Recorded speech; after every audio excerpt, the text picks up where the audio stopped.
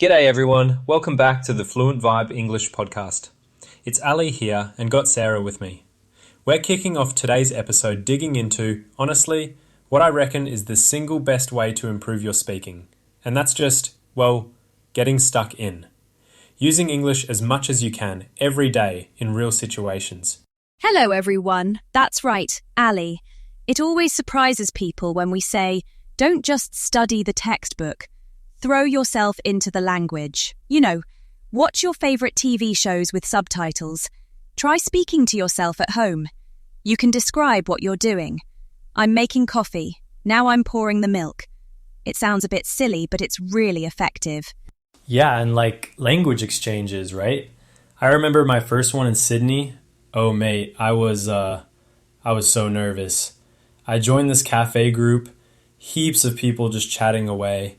And I absolutely butchered my first few sentences. But every mistake was a lesson. Like I always say, if you're not making mistakes, you're not learning, right? Absolutely. The real magic happens when you're outside your comfort zone, doesn't it?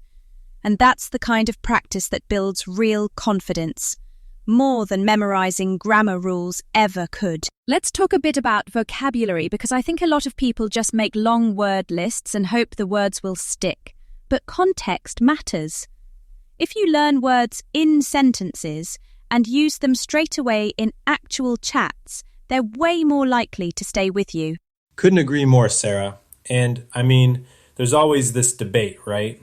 Should you care more about being accurate or just getting your point across? Personally, I lean towards fluency first.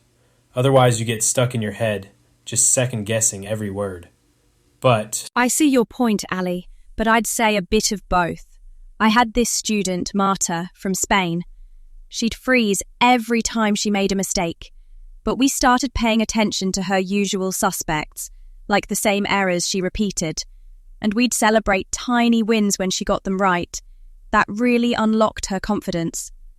The key is, don't punish yourself for errors. Treat them as stepping stones. yeah, mistakes are like little signposts showing you where to go next. Gotta keep moving forward, even if it's messy. Now, it's not just cafes and TV shows. Text changed the game for practice. Like, there are heaps of apps out there. Voice recognition, conversation simulators, you name it. You can practice with tutors online, or honestly, just with your phone if you're shy to start. Recording yourself is underrated too. It can feel awkward, but when you listen back, you catch your pronunciation slips and pretty soon you start correcting yourself. There's something powerful about hearing your own voice as a learner. We had this bloke, Anil, write in from India. He was using a speech app every day and sending recordings to an online community for feedback. The bloke's progress was unreal. I mean, the confidence boost alone. Wow. It's incredible, isn't it? And the best part is, you can do it on your own terms, at your own pace.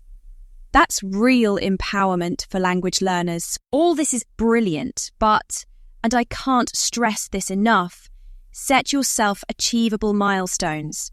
Like aim to hold a 5-minute chat with a native speaker, or pick out 10 new words a week and really use them in different sentences. Yeah, and don't try to learn everything at once. Like, break big goals into small, daily habits. Maybe today you practice vowel sounds. Tomorrow you tackle tricky words. That way, you're less likely to just give up because it's, well, too overwhelming. And check in with yourself.